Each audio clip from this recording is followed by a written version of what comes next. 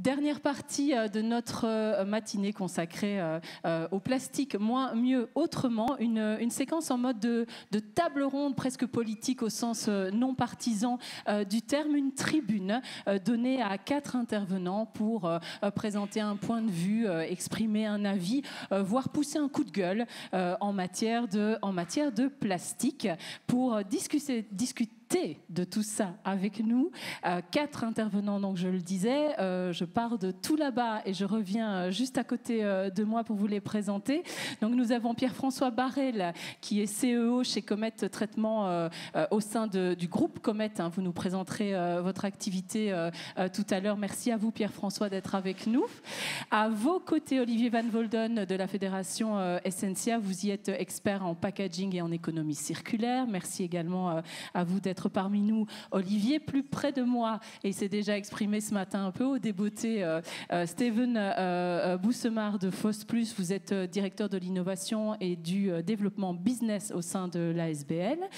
Et puis juste ma voisine, la représentante de la jante féminine avec moi. Hein, voilà. On a un peu choisi notre camp. Vous avez vu, c'est juste le hasard des choses. Mais c'est comme ça. Oui, c'est bien, c'est bien. Merci Steven d'amener un peu de mixité dans la table ronde. Sylvie de Roulance, alors double casquette, hein, country manager. Moi, ça m'intéresserait de savoir ce que ça veut dire au sein du réseau VRAC, et puis aussi fondatrice de l'initiative, l'art de vivre, zéro carabistouille. On aura l'occasion d'en parler avec vous tout à l'heure. Comment ça va se passer? Alors, figurez-vous que tout ça a un petit peu été préparé et que les organisateurs de la manifestation ont donné un petit aide-mémoire à nos 4 intervenants, leur demandant de plancher sur toute une série de questions, travail, mission qu'ils ont accepté tous les 4. On va du coup leur offrir quelques minutes de tribune à chacun, en gardant le coup de gueule ou le sujet qui fâche pour la deuxième partie, si vous voulez bien, une question à la cantonade un petit peu plus tard. Donc on va démarrer avec, vous allez voir, hein, ça va se passer systématiquement de la même manière, un chiffre clé qui interpelle en matière de plastique, une réalisation concrète, une mesure phare déjà mise en place au sein de la structure de l'entreprise représentée par l'intervenant et qui a des répercussions positives, notamment sur la problématique de la pollution générée par les plastiques. Et puis on va un peu se projeter, exercice que j'avais déjà proposer à nos intervenants de la séquence 2, c'est-à-dire d'ici 5 ans, quel sera l'engagement prioritaire que l'entreprise, le secteur va mettre en œuvre pour contribuer encore davantage à la résolution de ces problématiques de pollution par les plastiques. Donc ça, c'est pour la première partie. Et puis juste après, quand on aura fait ce tour de table, je vous proposerai de regarder un peu ce qui fâche ou ce qui suscite de l'agacement, de la réaction, en tout cas de votre part. Et je sais que comme vous ne serez pas tous d'accord autour de la table, cette deuxième partie pourrait être un petit peu musclée, bienveillante mais musclée, et du coup j'aime bien ça, je m'en réjouis et je vous fais confiance pour ça. Steven Boussemard, on commence avec vous, si vous voulez bien. On va projeter derrière un chiffre clé, votre chiffre clé en matière de plastique. Il va arriver, je pense. Il arrive. Ah, voilà. Il est caché derrière la petite zappette. Alors, le suspense est insoutenable. Et j'ai l'impression de présenter le loto 65. Oui, le loto, c'est ça. Qui a 65, sa petite grille. 65%. Alors, c'est quoi ça, Steven? 65%. Est-ce que quelqu'un a une idée, tiens, dans la salle? Ça peut être quoi? Je ne vous demande pas la réponse, mais simplement vous me levez la main si vous avez une idée. Ah, peut-être, là-bas, on va voir si ça se vérifie. 65%, c'est quoi, Steven? 65%, c'est le taux légal à atteindre en matière de recyclage des emballages en plastique, emballages ménagers. Pourquoi est-ce que ce chiffre... À quel horizon? 2023. Oh, okay. À 2023, donc il faut que 65% des emballages ménagers en plastique sont recyclés. Pourquoi est-ce que c'est un chiffre remarquable? Plusieurs raisons. Il faut savoir qu'en 2018, on était encore aux alentours de 42-43%. Donc, 2023, aller à 65%. Mais ce qui est aussi remarquable, c'est que quand on regarde au niveau européen, et je pense que ce matin, il y a déjà plusieurs interlocuteurs qui ont référé en fait sur la réalité que beaucoup de pays, beaucoup d'instances regardent la Belgique.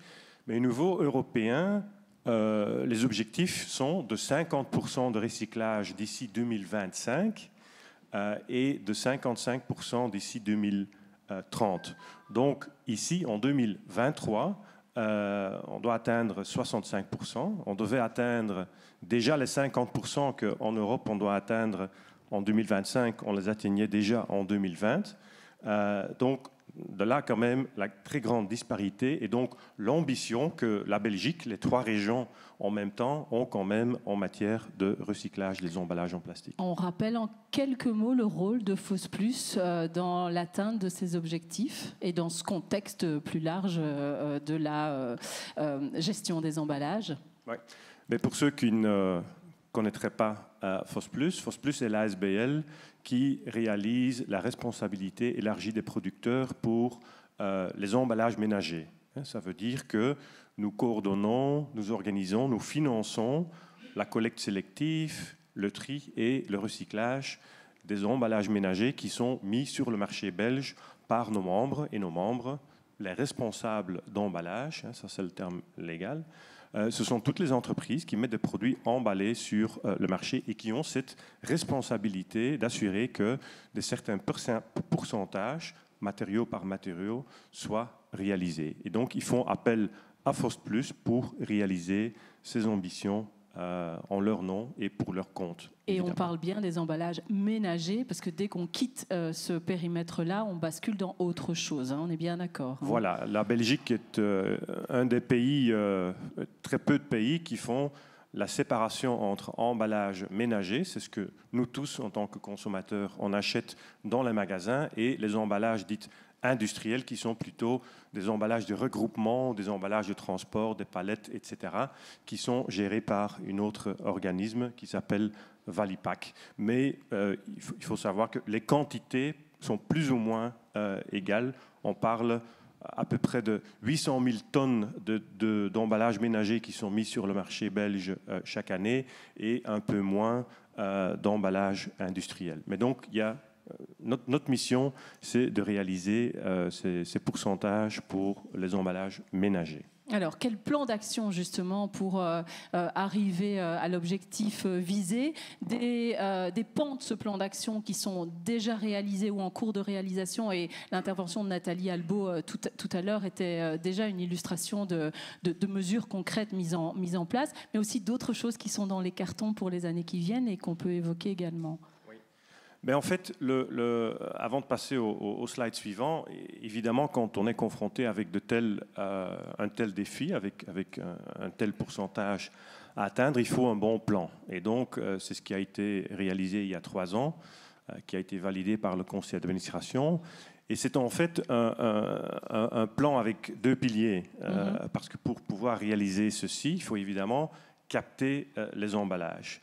C'est clair qu'un pilier très important, c'est l'extension du sac bleu, que à partir de lundi, les derniers Belges en province de Luxembourg vont enfin pouvoir trier en porte-à-porte, d'ailleurs, parce que jusqu'à présent c'était uniquement sur parc à conteneurs, vont pouvoir trier ou utiliser le nouveau sac bleu.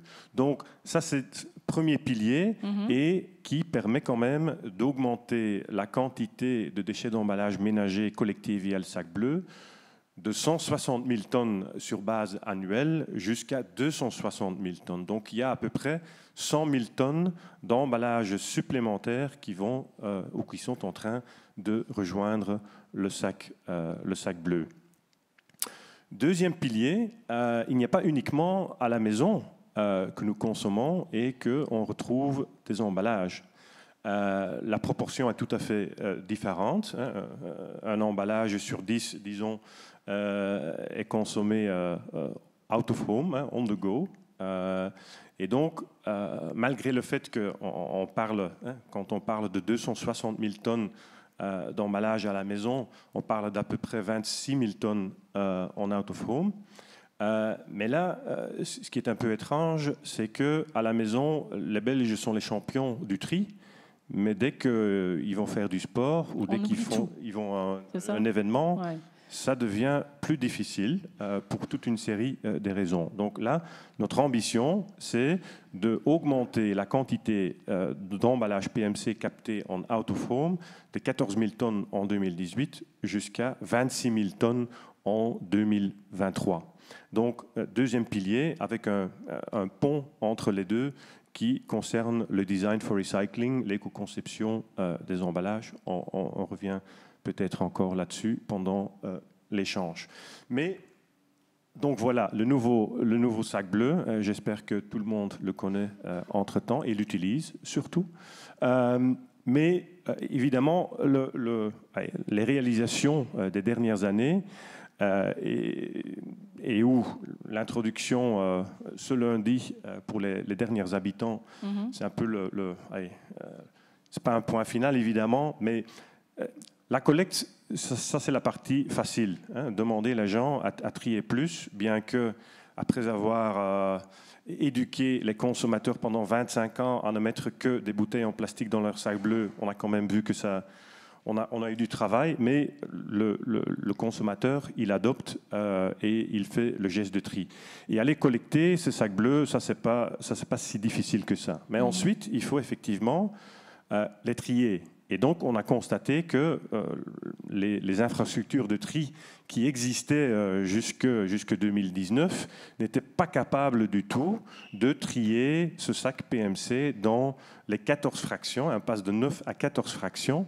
N'était pas du tout capable de le faire, avec notre ambition d'aller le plus loin possible dans le tri avec les niveaux de qualité les plus élevés possibles afin de pouvoir recycler. Donc, à ce moment, nous avons réalisé, et c'était assez révolutionnaire, nous avons lancé un appel au marché pour 5 centres de tri. Il faut savoir qu'on était avec 10 centres de tri pour traiter 160 000 tonnes. Maintenant, on passe à 5 centres de tri pour 260 000 tonnes. Donc, il y a un autre ordre de grandeur qui s'est installé, qui était aussi nécessaire pour pouvoir avoir un modèle économiquement rentable. Donc, le tri, je vais terminer. Ouais. Le tri, 5 centres de tri, des contrats de longue durée de 9 ans avec 5 partenaires.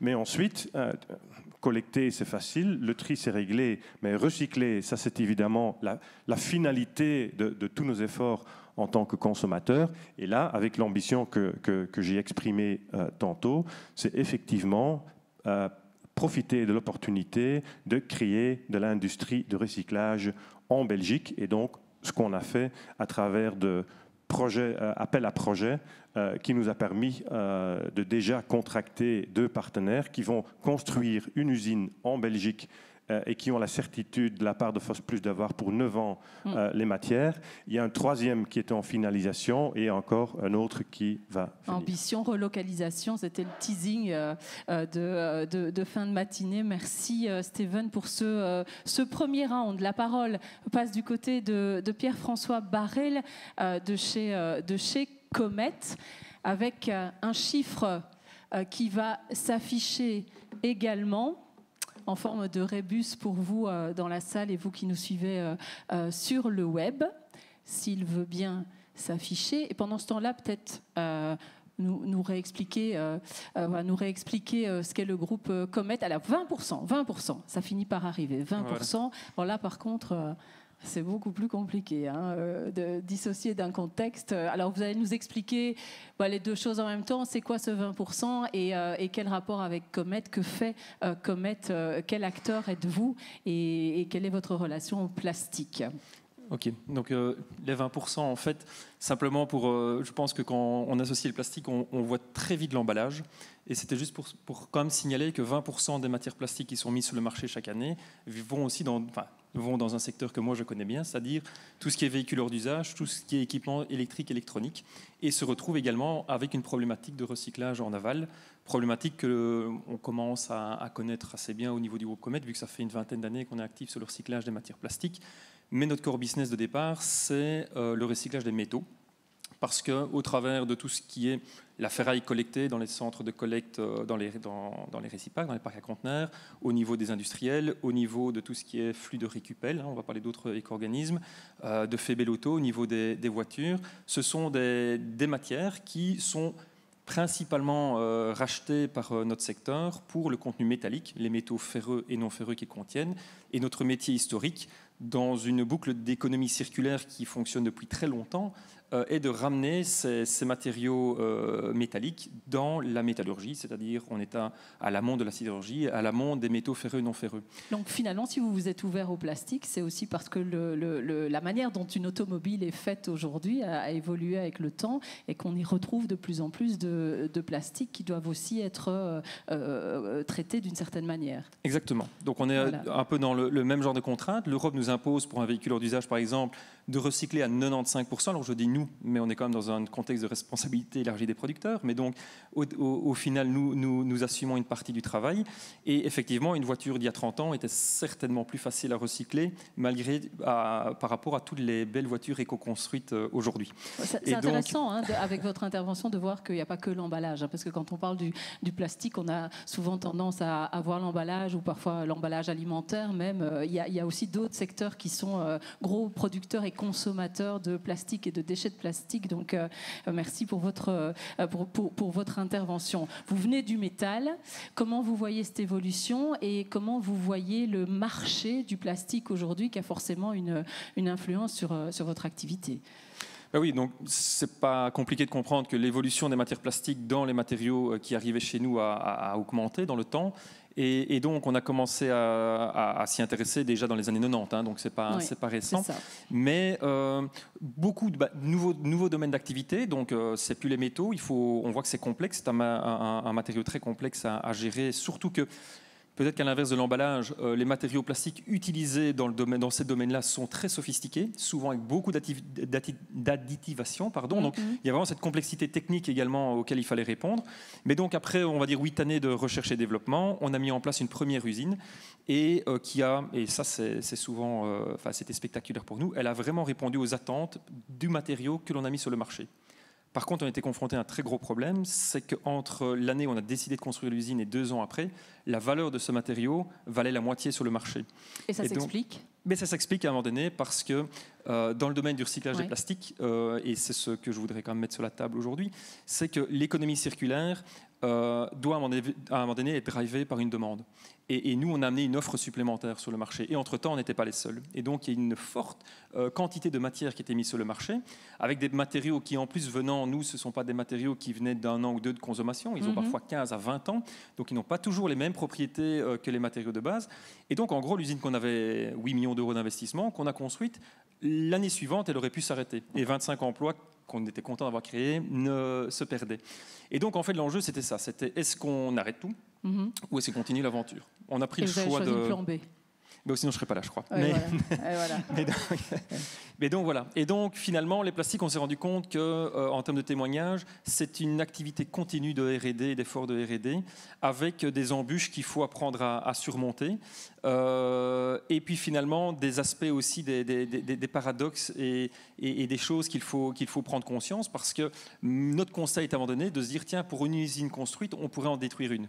Simplement parce que derrière, si on n'intègre pas ces matières d'une manière ou d'une autre, on ne fait que diminuer un prix. Alors, nous dans notre milieu industriel, on vit dans une économie de marché, mais il y a d'autres économies parallèles qui s'installent parce qu'il y a une volonté naturelle de préserver l'environnement et donc d'avoir un support économique également à la filière. Et donc, on doit lutter un peu contre ça tous les jours. Et on est parti de l'option d'améliorer nos matériaux. Donc, au début, on produisait ce qu'on appelait de la granule de plastique. Ensuite, on a dû développer avec des centres de recherche wallons, ici, vraiment des matériaux plus sophistiqués, avec des propriétés mécaniques garanties, des volumes garantis. Et on n'exclut pas qu'un jour, on devra aussi fabriquer des éléments.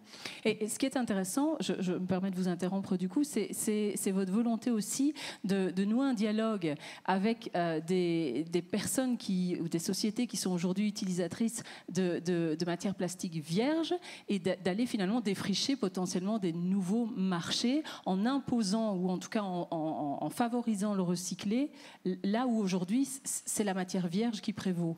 En pratique, comment ça se passe ? En pratique, c'est toute la notion, c'est pour ça que j'étais un peu taquin, on va dire, sur le design for recycling, parce que c'est très bien, mais comme je dis dans notre métier, on prend l'électroménager, 50% vient d'ailleurs que de l'Europe, donc on pourra éco-designer tout ce qu'on veut, et c'est pertinent de le faire. À un donné ou à un autre, nous, on ne va pas construire 3 lignes différentes parce que celui-là a été éco-designé de cette manière-là ou pas. Par contre, ce qu'on est sûr, c'est que pour tirer la filière vers le haut, c'est qu'il faut travailler avec ce que j'appelle le design including recycled material, c'est-à-dire vraiment en intégrant d'emblée cette matière recyclée comme une nouvelle matière. Moi, j'ai connu il y a 20 ans, chez des grands manufacturiers automobiles, et je ne les citerai pas, mais ils se reconnaîtront s'ils nous écoutent, c'est qu'à un donné, vous avez du plastique recyclé, c'est très bien. Ben, s'ils ont ces propriétés-là, eh bien, on vous les prendra. En gros, il y avait le nom d'un pétrochimiste sur la fiche, on avait juste effacé. C'était pas possible. Aujourd'hui, on arrive à quand même rentrer et nouer des discussions en disant, écoutez, notre matériau, il n'est pas... c'est pas du PP recyclé ou ce genre de non sauvage, mais simplement c'est une matière avec ces propriétés-là. Nous on vous les garantit, faites-en quelque chose. Et donc on arrive avec une autre approche. On oublie que il n'y a plus de référence à la matière vierge, c'est un nouveau matériau à utiliser. Et donc on arrive dans des approches. Ici en Wallonie, il y a un cas d'école qu'on développe avec la société Eloi Water. Eux fabriquent pas mal utilisent pas mal de matières vierges pour des composants plastiques qui servent à des stations d'épuration individuelles des eaux ménagères. Et là, on travaille avec eux pour substituer... Alors, on ne sait pas utiliser les mêmes moules, parce que la matière n'est pas la même. Mais on substitue la matière vierge par la matière recyclée en retravaillant le design, en intégrant des matériaux pour lesquels c'est notre responsabilité de produire ce matériau avec des garanties de qualité. Et c'est la démarche dans laquelle on a voulu rentrer qui a fait que cette usine a 10 ans aujourd'hui et travaille toujours. Et se porte bien et les clients sont contents. Je l'espère. Bon. Sinon, il vous le dirait, j'imagine. Alors, on reviendra vers vous tout à l'heure. Merci pour cette première prise de parole, Pierre-François. Olivier Van Volden, vous représentez la Fédération Essentia et vous aussi, vous avez fait l'exercice de nous proposer, c'est même pas un chiffre, c'est un nombre. On va le voir apparaître sur l'écran. C'est 92,92, comme diraient nos amis français. S'il y en a qui nous regardent via le web, c'est quoi ça, 92 ? C'est une bonne question. Je vous remercie, je l'ai beaucoup préparé. Ouais. C'est le nombre le nombre de polymères qu'on peut trouver sur Wikipédia lorsqu'on cherche sur Wikipédia par nature. Alors, Fouad nous a expliqué tout à l'heure qu'on peut facilement modifier des chaînes carbonées pour en faire divers composés. Et je trouvais intéressant de mettre ce chiffre 92. Évidemment, on va tout de suite me dire qu'il y en a beaucoup, il y en a probablement trop. Une grande partie de ces polymères sont des polymères spéciaux, mais ce n'est pas comme ça qu'on peut regarder les choses. Il faut regarder les choses de manière systémique. Je pense l'avoir dit déjà tout à l'heure. L'acier, il y a 22 types d'acier, communément admis, 22 types d'acier. Et je ne parle que de l'acier, là. Je ne parle pas du cuivre, je ne parle pas de l'aluminium, je ne parle pas du verre. Et donc finalement, les familles des matériaux sont beaucoup plus larges que ce qu'on imagine, et en particulier lorsqu'on commence par dire les plastiques, ou le plastique. Le plastique, c'est dérivé de ces 92 premières espèces. Et on s'écarte effectivement de l'emballage puisqu'on est un peu trop facilement dans l'emballage, en oubliant que l'emballage peut être recyclé dans d'autres filières, comme par exemple l'automobile. Mais les polymères ont remplacé d'autres matériaux. Et ça, on l'oublie un peu trop souvent. Je prendrai un exemple simple, qui est le tuyau en cuivre de chauffage. Tout le monde a connu le tuyau en cuivre de chauffage, qui est dans une chape en béton et qui, au bout de 20 ans, fuit, bien entendu, par l'interaction entre le béton et la conduite de cuivre. Aujourd'hui, on remplace ça par un tube en plastique. La durabilité est plus grande. Mais l'essentiel n'est probablement pas là. Ce cuivre n'est plus immobilisé dans une chape et donc est utilisé à autre chose. Il en va de même pour des plastiques transparents qui remplacent des vitrages. Je me pose la question depuis tout à l'heure à propos de la toiture ici. Et donc, les verrières qui sont remplacées par du plexi, c'est plutôt avantageux parce que comme ça, on utilise le verre ailleurs. Et le verre, le sable à verre en tout cas, est considéré comme en pénurie. Donc voilà une mise en perspective de ne tuons pas la 92 les dons dans 2 familles de plastique. Et comme vous êtes allé très très vite, on n'a même pas eu l'occasion de recontextualiser. Vous parlez au nom, pas de souci. Vous parlez au nom d'Essentia. On rappelle rapidement ce qu'est Essentia et quel rôle joue la fédération, notamment sur cette question des plastiques. Tout à fait. Donc, je représente la Fédération des industries chimiques, des sciences de la vie et des polymères. Nos membres sont donc actifs tant dans la production, dans la transformation que dans les mélanges maîtres et également dans le recyclage des plastiques pour la partie plastique. Et donc, si tout à l'heure nous avions le procureur du roi, je suis moi l'avocat de la défense. Au moins, comme ça, on le sait. Je veux dire, les choses sont claires. Alors, si on évoque les réalisations, vous allez forcément botter en touche et me dire, moi, je suis une fédération, allez voir mes membres et je le comprendrai bien. Par contre, c'est affiché derrière vous un logo que la plupart d'entre nous connaissent ou ont déjà au moins vu passer une fois. C'est celui de Circular Wallonia. Pourquoi cette image ? Eh bien, parce que nous participons activement. Donc, les piliers de Circular Wallonia couvrent entre autres les plastiques. Et pour Essentia, qui est une fédération qui se veut progressiste, et qui l'est d'ailleurs, je pense, enfin, je suis l'avocat de la défense, donc c'est normal que je le dise, il est important pour nous de participer à ce genre de projet. Pourquoi ? Une des premières mesures de Circular Wallonia est de connaître et faire connaître les plastiques et les polymères. À l'évidence, tout le monde en parle, le plastique. Je viens de faire remarquer que la diversité des plastiques est plus grande que ce qu'on imagine. Et lorsqu'on interroge finalement beaucoup de gens, on avait entendu tout à l'heure, on ne sait pas très bien quoi faire, on n'a pas les bonnes informations, etc. Ben oui, en fait, on n'a pas les bonnes informations. Le monde des plastiques et des polymères est un monde discret, comme ça. On a des transformateurs qui utilisent par exemple 100% de matière recyclée, ne le disent pas, n'ont pas envie de le dire. Et donc, il faut absolument que nous allions vers le public et que le public vienne vers nous pour nous interroger, nous critiquer. On est là pour ça aussi. Et donc, cette démarche de connaître et faire connaître dans le cadre de Circular Wallonia est une initiative tout à fait intéressante qui va également faire connaître le tissu industriel, social, économique autour des plastiques en Wallonie.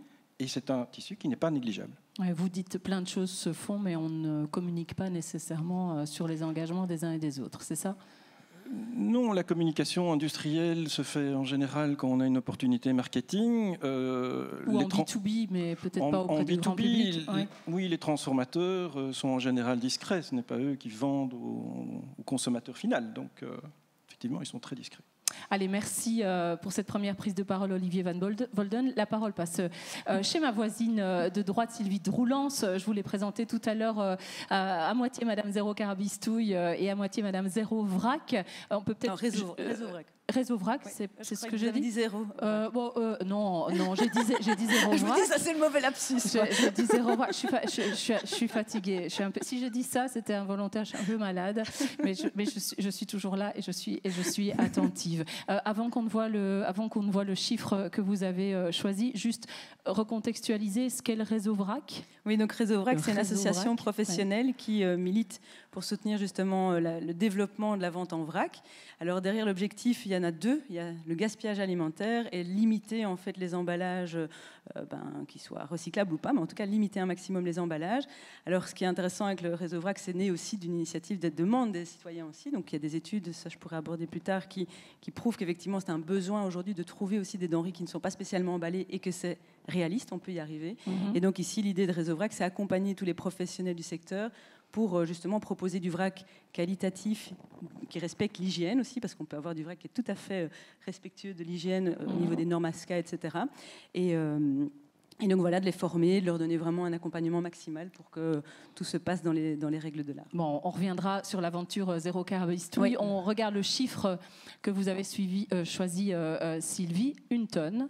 Oui, donc 1 tonne, ça représente en fait 1 tonne de déchets d'emballage, généralement même plastique, souvent par an et par magasin de vrac. Donc il faut savoir qu'eux économisent en fait 1 tonne de déchets par le fait de mettre en place une initiative comme cela. Donc ça veut dire que eux, dès le moment où ils reçoivent en fait leurs denrées, ils privilégient évidemment des commandes en gros. Donc on n'a pas des tout petits emballages, etc.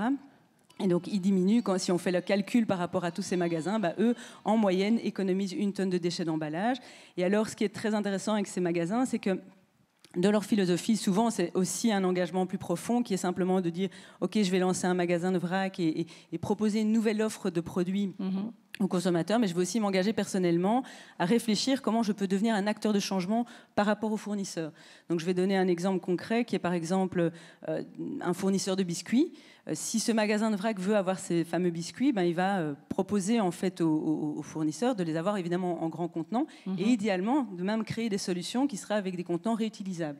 Plus de sacs plastiques jetables, mais plutôt des seaux qui sont consignés, qui sont réutilisés à fur et à mesure, qui sont renvoyés quand le fournisseur vient et ainsi de suite. Donc pas une simple interface de distribution, mais voilà, quelqu'un qui va nouer un dialogue avec l'amont, le producteur, pour faire évoluer l'offre, mais peut-être aussi influencer le client consommateur qui se présente dans le magasin. Cette porosité forte entre l'activité professionnelle et l'engagement personnel, c'est un peu votre histoire aussi. Hein. Oui, c'est clair que Réseau Vrac est né indirectement ici en Belgique par mon vécu de famille zéro déchet.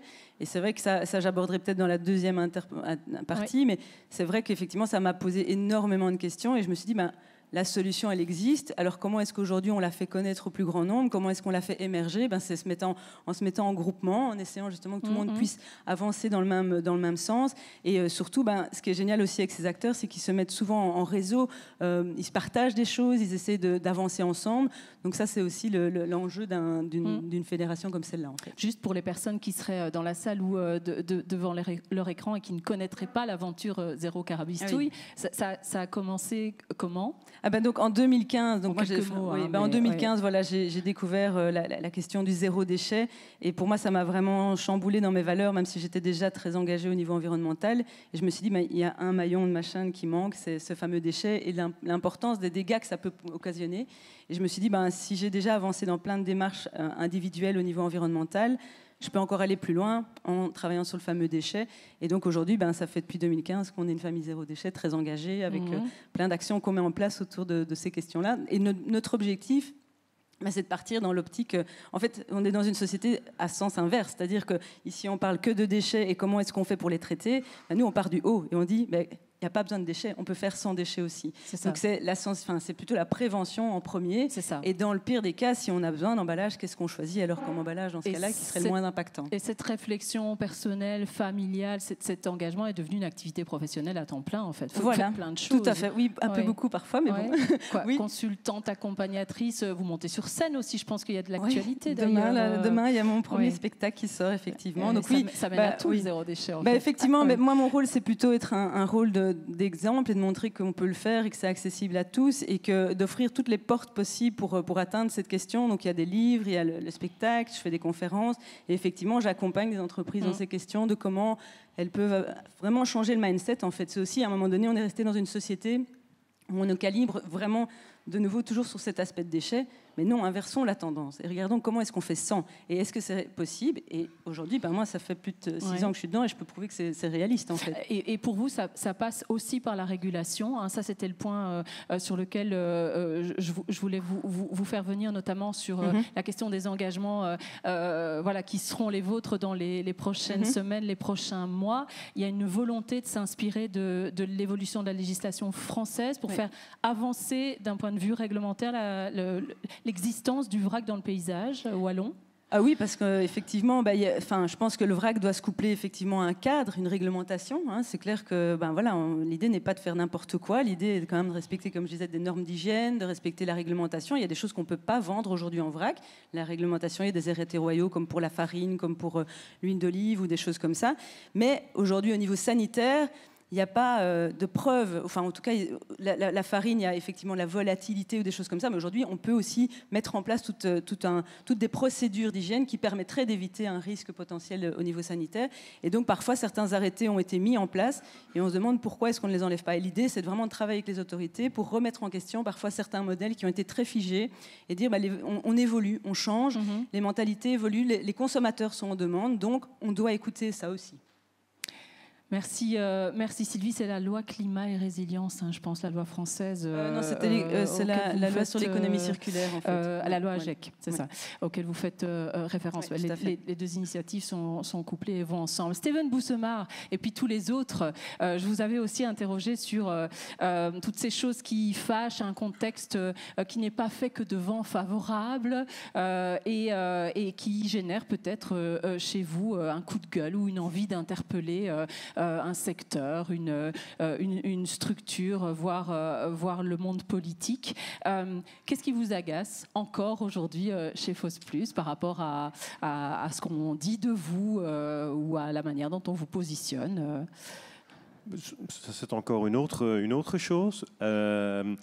Mais je pense que ce qui m'agace personnellement et aussi avec quoi on est confronté actuellement, et peut-être aussi pour situer, Fausse Plus ne s'occupe évidemment pas uniquement de matériaux plastiques. Hein, tous les emballages, que ce soit des emballages en carton, en verre, en plastique, métal, aluminium, etc., des cartons à boissons, donc tout cela est dans notre domaine d'action. Mais avec le plastic bashing qu'on a vu, et la raison pour laquelle on est ici ensemble, on a quand même vu des réactions de la part de nos propres membres de vouloir à tout prix s'enfuir du matériau plastique. Alors que maintenant, comme je vous ai expliqué, on a des solutions. Hein, on est en train, les centres de tri sont là, les usines de recyclage sont en construction, et on voit par exemple que certaines entreprises commencent à remplacer leur emballage en plastique parfaitement recyclable par des emballages avec de multiples matériaux qui sont alliés et qui ne sont pas séparables. Par exemple, emballer du yaourt dans du carton, mais avec une couche en plastique. Ouais. On n'a pas peur vis-à-vis de nos membres de dire que ce n'est pas une bonne idée, parce qu'on n'a pas de solution pour les emballages fibreux, mais qui sont couverts d'un film en plastique. Donc là, ça nous pose vraiment pour un problème, d'autant plus que notre ambition, c'est quand même d'avoir une solution de recyclage pour tous les emballages qui sont mis sur le marché par nos membres d'ici 2025. Donc là, c'est quand même quelque chose par rapport auquel je me fâche quand même parfois vis-à-vis de nos propres membres. Et contrairement à ce qu'on pense, vous me disiez aussi à un moment, on a préparé ensemble, nous on n'est pas les défenseurs du plastique et on n'a pas non plus intérêt à ce qu'il y en ait de plus en plus dans les sacs bleus. Ce n'est pas notre modèle économique. Voilà, d'abord Fausse Plus est neutre au niveau du choix des matériaux, et d'autre part, ce qui n'est pas mis sur le marché, on ne doit pas le collecter, on ne doit pas le recycler. Pierre-François, qu'est-ce qui vous fâche aujourd'hui? On a déjà senti un petit peu dans votre première prise de parole les points de tension qui pouvaient poser problème, je dirais, au développement de votre installation. Mais il y a d'autres choses aussi que vous vouliez évoquer avec nous. Oui, mais je ne suis pas de nature à me fâcher non plus, j'interroge. Et donc, non, je crois qu'il y a, et les deux vont revenir à la même conclusion, je pense, c'est d'interroger, je voudrais interroger ici mon collègue de gauche, sur un élément d'attention important. Aujourd'hui, on est capable de recycler beaucoup de plastique, on n'est pas capable de recycler tous les plastiques. Il y a deux choses à ça. Il y a des plastiques très techniques, et ça, je vais les laisser sur le côté pour le moment. Il y en a qui sont absolument pas techniques, mais dans lesquels, à juste titre, on y a mis des additifs. Et je vais parler un cas très simple, c'est les retardateurs de flamme que l'on va mettre dans... On en a parlé ce matin. Voilà, exactement. Ouais. Et qui finalement nous limite dans la capacité à pouvoir recycler des matériaux, et surtout après, qu'est-ce qu'on en fait? Ça, c'est une vraie question. Et donc, j'invite vraiment à la réflexion de les matériaux qu'on met aujourd'hui, ils doivent intégrer, et je pense que ça doit revenir dans l'air du temps, revenir dans l'air du temps dans une boucle d'économie circulaire.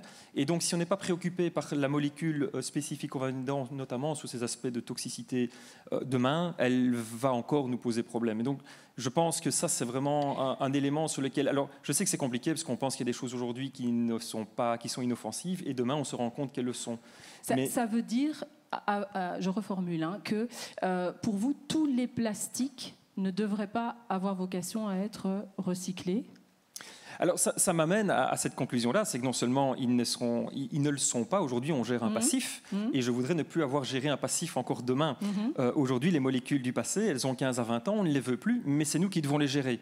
Et les gérer, ce n'est pas par une boucle d'économie circulaire, c'est parce qu'il faut les sortir de la boucle. Et donc là, il y a une vraie réflexion pour si on veut vraiment passer dans un processus d'économie circulaire, être très attentif aux additifs en fait, qui sont parfois beaucoup plus problématiques que le plastique en lui-même. Ça, c'est le premier point. Le deuxième, pour interroger le monde de l'emballage, c'est que je l'ai un peu expliqué, et je dis moi-même, je ne suis pas encore satisfait. Je dis qu'on est capable de substituer du vierge dans finalement quelque chose qui relève des matériaux de construction. Moi, le Graal, c'est de pouvoir ramener les matières plastiques, et on le fait sur certaines filières, dans l'automobile, dans l'équipement électrique électronique. Une de mes craintes par rapport aux 65% qui ont été évoqués, je voudrais qu'on évite, et je le dis aussi, je m'adresse au monde politique, d'éviter d'être dogmatique à un moment donné. Parce que si on dit c'est 65% de recyclage, dont une certaine quantité dans l'emballage, quid du reste? Ça veut dire qu'on va imposer du recyclage matière ailleurs que dans l'emballage. Et comme je le disais, automatiquement, ça va revenir dans d'autres filières qui elles-mêmes luttent pour leur boucle d'économie circulaire. Et vu la quantité, et je veux dire la différence de proportion des plastiques, j'ai dit, nous sommes 20%, nous ne sommes pas plus que 20% non plus. Donc si finalement un autre secteur doit absorber ces matériaux-là, ma crainte, c'est d'arriver dans un système où, à petite échelle, ça tient, mais à grande échelle, ça ne tient pas. C'est-à-dire qu'on va inventer une grande quantité de nouveaux matériaux. Alors, on a dit tout à l'heure que le verre ici, ce serait du plastique. Vous avez vu qu'il y a des belles planches en bois qui recouvraient le bâtiment. Et bien, est-ce que demain, ce seront des planches en plastique qui recouvreront? Alors, je pense qu'un petit peu, on a vu des belles illustrations design. Mais donc, ce que vous dites, c'est que paradoxalement, tout en poussant, je le dis avec des mots simples, volontairement, tout en poussant le recyclage du plastique, on n'est pas en train de se préparer à un monde où il y aura moins de plastique autour de nous, mais plutôt l'inverse. C'est ça que vous dites? Moi, j'ai l'impression que demain, si on ne prend pas les justes mesures, on pourrait se retrouver tous ici autour de la table, non pas avec une table en bois, mais une table en plastique recyclé, des chaises qui ne seront pas colorées, qui seront noires parce qu'elles viendront de plastique recyclé, pour lesquelles on n'a pas nécessairement étudié la circularité du matériau. Ou l'innocuité. Et je ne suis pas sûr que nous voulons ça pour notre génération à venir, de vivre dans un monde en plastique ou un monde en caoutchouc. Et je veux juste faire l'allusion au fameux terrain de sport sur lequel on a mis de la granule de caoutchouc dans nos terrains. On a substitué de l'herbe par du plastique et du caoutchouc. Et aujourd'hui, on en revient. Et donc, je pose cette question-là aussi en disant, attention, je ne dis pas que tout n'est pas bien. Il y a des très belles initiatives. J'entends souvent aussi qu'on parle d'une tonne, et c'est super, 1 tonne par mois qui pourrait devenir 10. Mais monsieur a parlé de 800 000 tonnes. Et donc, je dis simplement, où est-ce qu'on met les 799 990 autres tonnes? Et si c'est pour les retrouver sous d'autres formes, je crois qu'il y a une vraie interrogation pour laquelle on pourra se retrouver dans 5 ans, peut-être dans une autre salle que celle-ci. Avec plus de plastique dedans, un peu partout peut-être. Olivier Van Volden, qu'est-ce qui vous fâche? Et vous avez été interpellé presque directement par Pierre-François. Oui, mais j'ai envie de réserver cette discussion pour après. Parce qu'elle est tout moi, à fait... à 14h, je m'en vais. C'est vous qui elle voyez. Elle est tout à fait pertinente. Ouais. Mais je voudrais quand même revenir un peu sur ce qui, en fait, ne m'agace pas. Pas grand-chose m'agace, je dois dire. Je pense que tout le monde exprime une préoccupation différente par rapport à la problématique plastique et par rapport à la problématique déchets. Alors... dans le format précédent, j'avais envisagé de présenter quelque chose qui, moi, m'a beaucoup interpellé. Donc, à côté de la ville de Rome... Mais on peut les présenter. Il reste 2 diapos, je pense, pour Olivier. Non, on va recaler, si c'est possible. C'est pas grave, je vais raconter l'histoire. On n'y est pas encore. Il faut recaler sur les diapos d'Olivier. Et puis, il en restait 2, a priori. Ce serait vraiment dommage que vous ne voyiez pas ce joli tas d'amphores. En effet. Voilà, on va faire ça. Ça vient. Mais vous pouvez, voilà. Donc, c'est un tas d'amphores, en effet. Ça se trouve dans la banlieue de Rome. Ça fait 20 000 mètres carrés, 35 mètres de haut. Et au départ de la société moderne a cru que c'était une bête petite colline. Eh bien, ce n'est pas une bête petite colline, c'est une zone de déchets qui date de la Rome antique. Et la particularité de cette zone de déchets, c'est qu'en fait, elle est triée. Ce sont les mêmes amphores. Alors ça, c'est tout à fait étonnant, Parce que ça veut dire que dans la Rome antique, on se posait la question du tri des déchets en céramique. Alors je suppose qu'ils ont fait ça pour éventuellement envisager d'en faire autre chose. Ils n'y sont pas arrivés. Et donc qu'est-ce qu'ils ont fait? Quand ils en ont eu marre de voir ce petit tas de 35 mètres de haut, ils l'ont recouvert de terre et de gazon. Les céramiques, à l'époque, étaient utilisées pour le transport de l'huile et des produits manufacturés du monde antique. Alors, on a d'autres exemples de déchets dans la mer. Et donc, finalement, de quoi parle-t-on aujourd'hui quand on parle de déchets? On parle de notre relation à l'environnement qu'on n'a pas réussi à résoudre depuis plus de 2000 ans. Alors, effectivement, c'est le moment de la résoudre. Mais c'est bien de ça qu'on parle.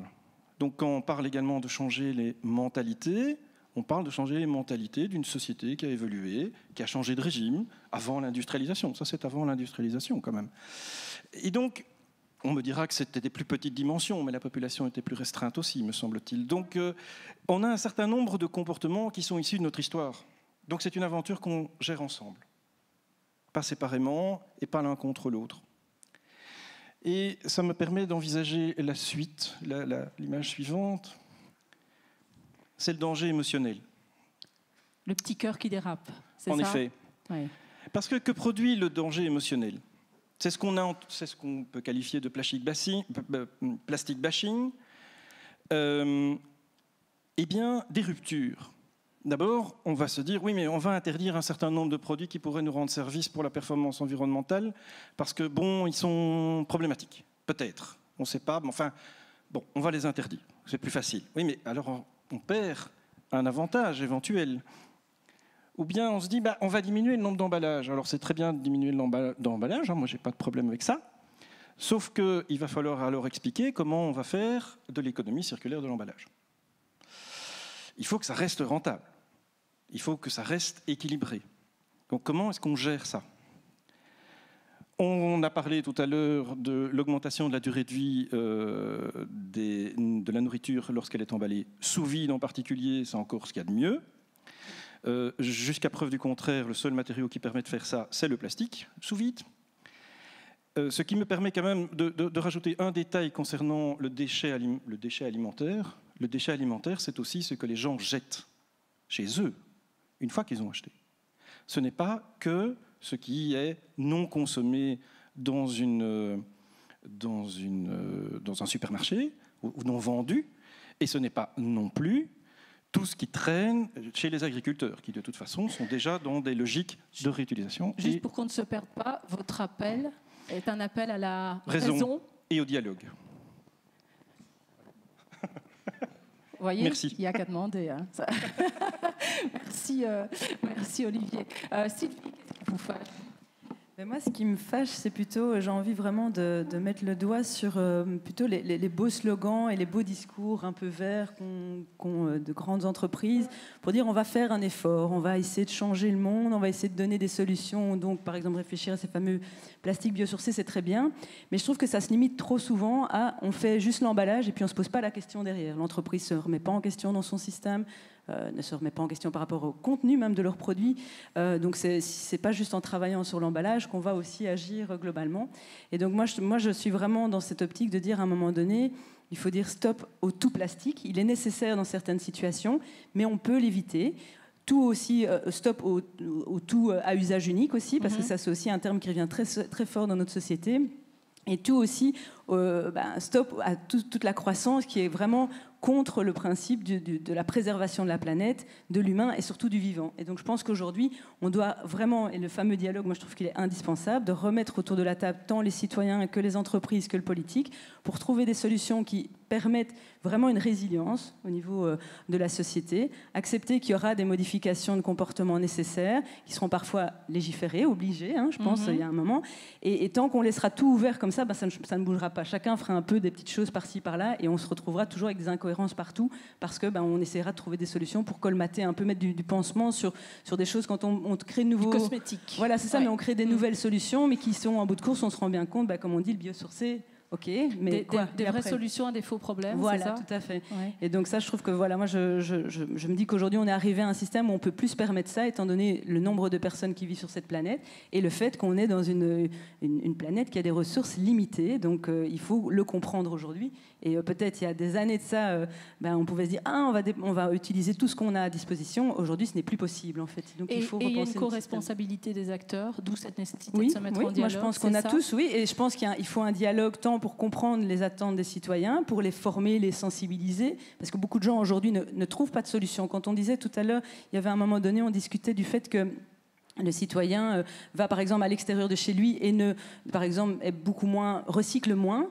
C'est Steven qui parlait du out of home. Oui, mais je me dis, est-ce qu'on ne pourrait pas lui mettre à disposition des solutions ? L'exemple de festivals qui aujourd'hui mettent des solutions en place en disant on va mettre des verres réutilisables, on va mettre des assiettes réutilisables, c'est une solution qu'on leur donne pour éviter ce fameux déchet malgré tout. Donc je pense qu'on peut accompagner le citoyen et parfois le citoyen il a juste besoin qu'on lui donne les solutions. Les entreprises elles doivent être aussi responsabilisées. Je pense qu'à un moment donné se dire je fais un maximum, mais en bout de course, c'est se cacher derrière quelque chose où il fait semblant qu'il fait le maximum parce qu'il sait qu'il peut aller plus loin dans son produit, dans son emballage. Si aujourd'hui on n'a pas un dialogue avec eux en leur disant la limite elle est là et si vous la dépassez, vous aurez des problèmes et vous devrez être responsable de tout ce que vous mettez en place et qui ne sont pas recyclables ou qui ne sont pas réutilisables ou des choses comme ça. Je pense qu'aujourd'hui une entreprise qui produit des choses et qui ne peut pas avoir une suite totale, donc c'est-à-dire vraiment le principe du cradle to cradle et de dire je crée mon produit et puis il va revenir à moi, il va être réutilisé, etc. Eh bien, je pense qu'aujourd'hui on peut plus se le permettre.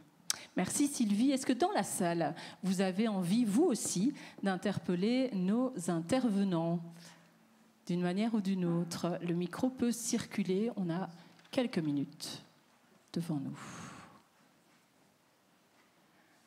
C'est l'heure de la digestion, c'est terrible. Terrible. Allez, profitez-en, ils sont chauds en plus. Ils n'attendent que ça. Une fois ? 2 fois ? Écoute, je t'en prie, on va t'apporter le micro. Donc, Sylvie Meckers d'Inter-Environnement Wallonie. Oui, je suis un tout petit peu surprise par ton propos, Olivier, notamment sur la nécessité d'avoir besoin de déchets pour en produire de nouveaux produits. Là, je suis un petit peu sceptique, d'autant plus qu'effectivement, Pierre-François disait justement qu'il n'était peut-être pas nécessaire d'avoir des tonnes de plastique dans le futur. Peut-être qu'on allait se retrouver dans un goulot d'étranglement en termes de recyclage de plastique. Et d'autre part, que Steven dit qu'un plastique qui n'est pas produit, il ne doit pas le recycler et que donc ce taux de recyclage n'est pas impacté. Donc voilà, je suis un petit peu... Dans quelle mesure est-ce qu'il faut nourrir la machine Olivier ? Je te remercie pour cette question. Ça marche. Qui est tout à fait correct, tout à fait juste. L'économie circulaire nous dit nous ne pouvons plus prélever nos ressources dans la nature, ou le moins possible. Okay. Par voie de conséquence, on dit, et je pense que la région wallonne a été pionnière là-dedans, la ressource proviendra du déchet, principalement. Il faut donc un déchet. Alors, tu me diras que c'est fort logique, peut-être trop, mais ça mérite quand même d'interroger les choses. On peut très bien dire on va arrêter de tout consommer, ce n'est pas le cas aujourd'hui. Ce qui se passe aujourd'hui, c'est une modification des consommations. On a suffisamment mis en évidence que le plastique est léger, donc le plastique va continuer à exister. La question, c'est de savoir où est-ce qu'on va trouver la ressource à un moment donné. Ou alors, on va décider de repartir vers d'autres matériaux dont nous avons discuté tout à l'heure, qui sont des matériaux qu'on a immobilisés dans d'autres activités, qui ont une plus grande valeur ajoutée, une plus grande importance sociétale. Ça nécessite d'être analysé en profondeur. Et ça me permet d'illustrer quelque chose qui est un paradoxe, une fois encore, entre la vision européenne et la vision nationale. La vision européenne nous dit zéro déchet. En effet, qu'est-ce que ça veut dire à l'Europe ? Ça veut dire qu'il n'y a plus de choses non recyclées dans une poubelle. Voilà. C'est ça la mission. On veut plus de poubelles. Mais ce n'est pas on veut supprimer la poubelle chez tout le monde. Ça, c'est ce qui est transcrit au niveau sociétal, en effet, et ça interroge. Où est la ressource si elle n'est plus dans les déchets ?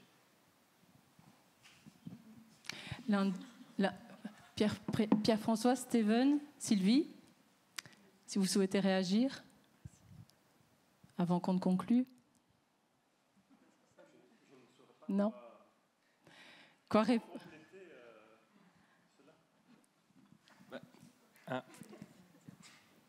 Le micro passe du côté d'Anne Dumont. Merci, je ne peux pas ne pas intervenir à ce stade. Peut-être te présenter. Oui, ouais. Anne Dumont, département du sol et des déchets. Je pense que Madame la Ministre l'a rappelé, d'autres intervenants toute cette matinée. C'est que dans le cadre européen qui effectivement guide la politique nationale et wallonne et régionale des déchets, il y a le principe de la hiérarchie des déchets. Et ce principe met d'abord en tête la prévention des déchets. Et donc, effectivement, il ne faut jamais l'oublier. Je pense que les États membres et la région sont tenus, comme tous les autres États européens, de mettre en œuvre cette hiérarchie.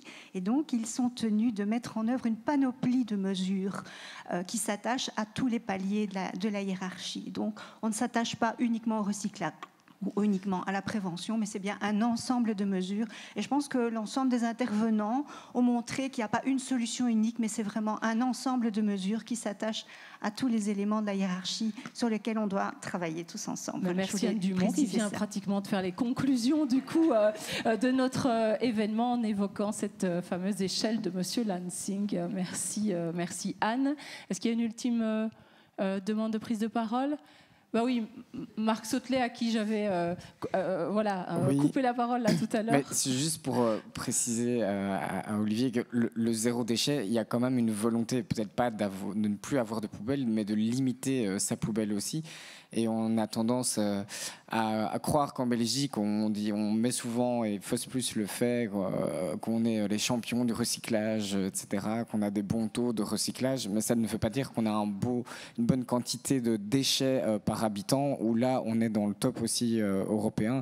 Et donc, c'est cette quantité-là, en fait, en première, qu'effectivement, il faut diminuer. Et la philosophie du zéro déchet, c'est de diminuer quand même fortement cette quantité de déchets aussi. Merci pour cette dernière intervention. Merci à vous quatre pour votre participation active à ce débat d'idées. Vous avez compris que ce qui vous était proposé, c'était toute une série de points de vue pour vous aider à vous faire le vôtre. Et c'était bien ça l'ambition. Avant de nous quitter, je vous propose de découvrir une petite capsule qui a tourné à votre intention. Le vice-président de la Wallonie, Willy Borsu, qui est en charge de l'économie et donc de l'économie circulaire, comme vous le savez, mais aussi de la recherche et de l'innovation et des centres de compétences. Bref, plein de raisons d'être légitime pour conclure cette matinée qui vous était proposée, vous le savez, par Inter-Environnement Wallonie, Ecotopie et Materia Nova. On écoute Willy Borsu et puis on revient juste après pour le vrai mot de la fin. Voilà, bonjour à toutes et à tous. Merci de votre présence à la faveur de ces moments d'études et de séminaires consacrés à ce sujet important qui est globalement notre relation à la matière, mais en particulier évidemment la façon dont nous pouvons mieux maîtriser notre consommation de matière et bien sûr l'ensemble de la filière recyclage du plastique.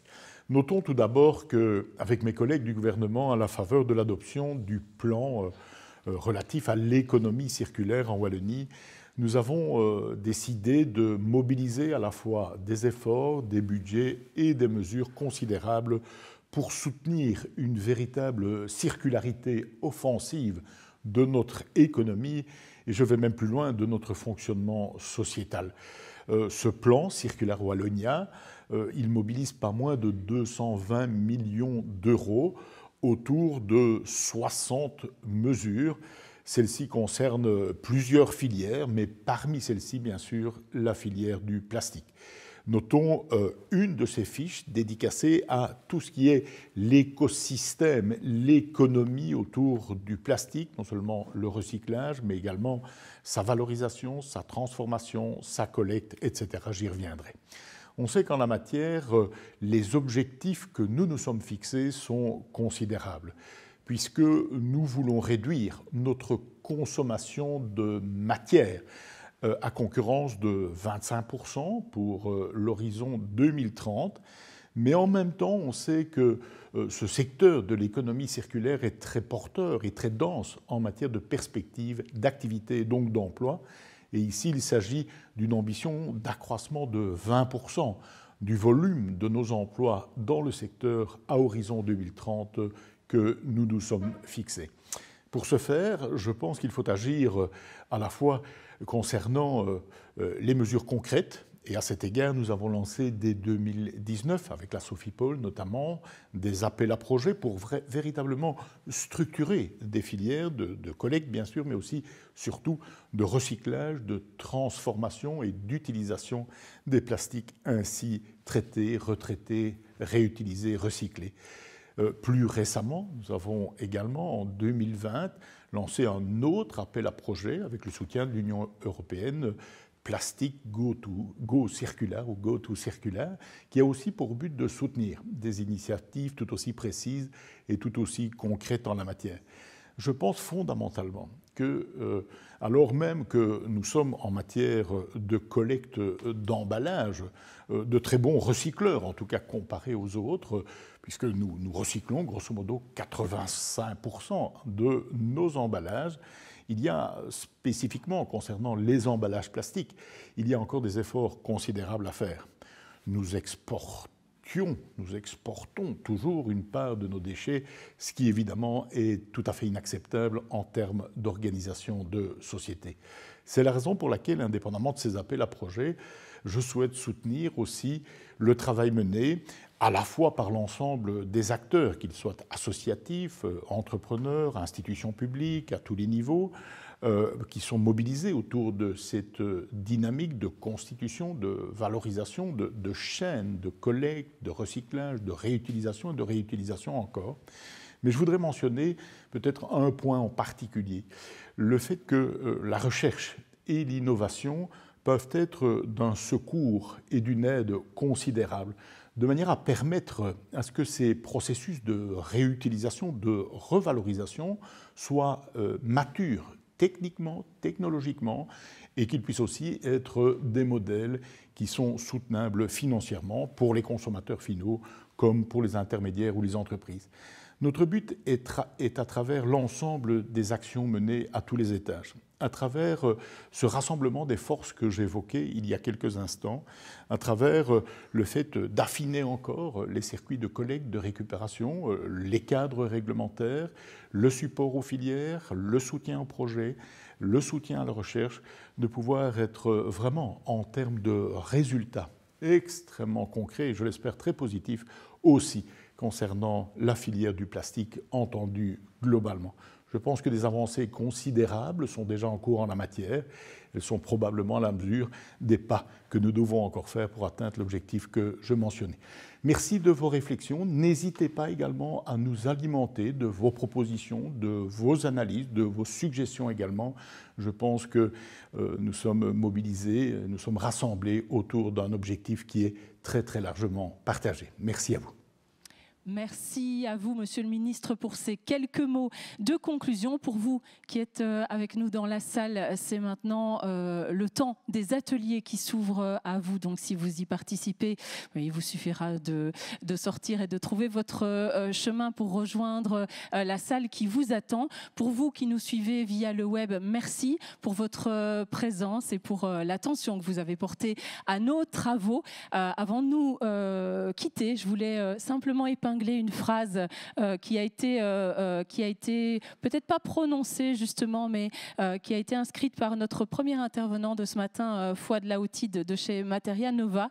Elle m'a interpellée, donc je voulais vous la livrer. L'avenir, ce n'est pas ce qui va arriver, mais c'est ce que nous allons faire. C'est Henri Bergson qui disait cela. Je vous laisse méditer là-dessus et je vous souhaite une très bonne fin de journée.